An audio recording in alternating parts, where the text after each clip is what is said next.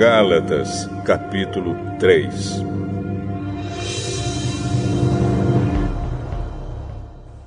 Ó Gálatas, sem juízo! Quem foi que enfeitiçou vocês? Na minha pregação a vocês, eu fiz uma descrição perfeita da morte de Jesus Cristo na cruz. Por assim dizer, vocês viram Jesus na cruz. Respondam somente isto: vocês receberam o Espírito de Deus por terem feito o que a lei manda ou por terem ouvido a mensagem do Evangelho e terem crido nela? Como é que vocês podem ter tão pouco juízo? Vocês começaram a sua vida cristã pelo poder do Espírito de Deus e agora querem ir até o fim pelas suas próprias forças. Será que as coisas pelas quais vocês passaram não serviram para nada? Não é possível. Será que, quando Deus dá o seu Espírito e faz milagres entre vocês, é porque vocês fazem o que a lei manda? Não será que é porque vocês ouvem a mensagem e creem nela? Lembrem do que as Escrituras Sagradas dizem a respeito de Abraão. Ele creu em Deus e por isso Deus o aceitou. Portanto, vocês devem saber que os verdadeiros descendentes de Abraão são os que têm fé.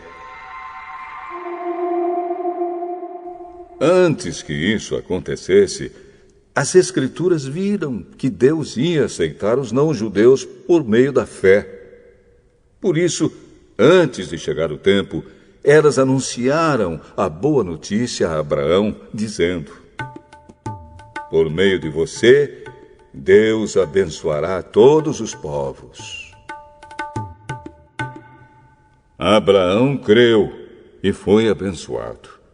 Portanto, todos os que creem são abençoados como ele foi. Os que confiam na sua obediência à lei estão debaixo da maldição de Deus. Pois as Escrituras Sagradas dizem: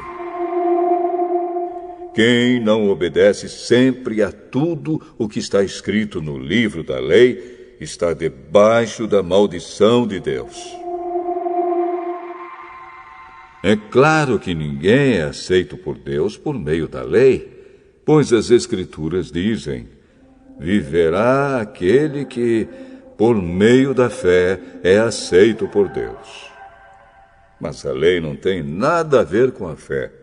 Pelo contrário, como dizem as Escrituras, viverá aquele que fizer o que a lei manda.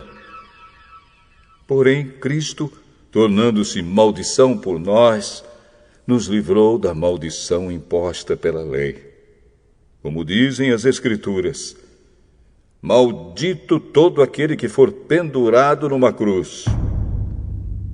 Cristo fez isso para que a bênção que Deus prometeu a Abraão seja dada, por meio de Cristo Jesus, aos não-judeus, e para que todos nós recebamos, por meio da fé, o Espírito que Deus prometeu.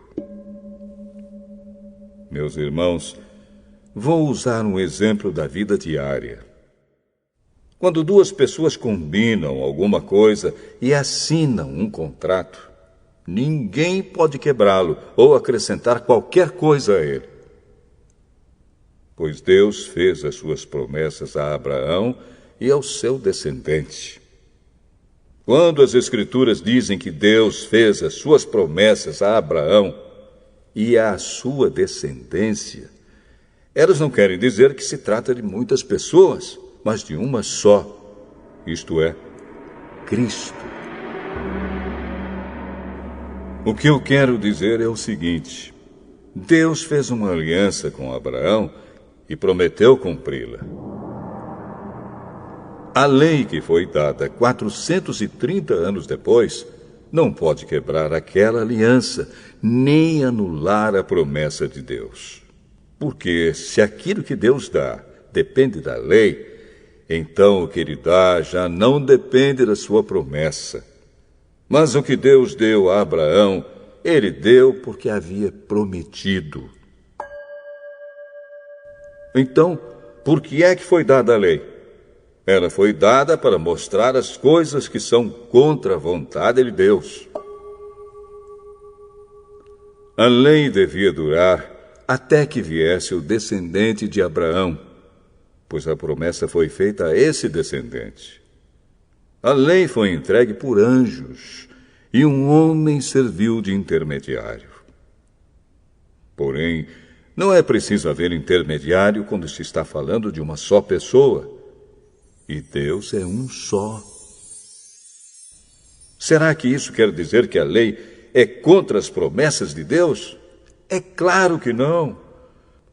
Porque se tivesse sido dada uma lei que pudesse dar vida às pessoas, então elas seriam aceitas por Deus por obedecerem a ela.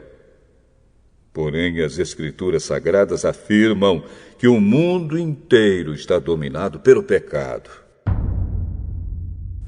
E isso para que as pessoas que creem recebam o que Deus promete aos que têm fé em Jesus Cristo. Mas, antes que chegasse o tempo da fé, nós éramos prisioneiros da lei, até que fosse revelada a fé que devia vir.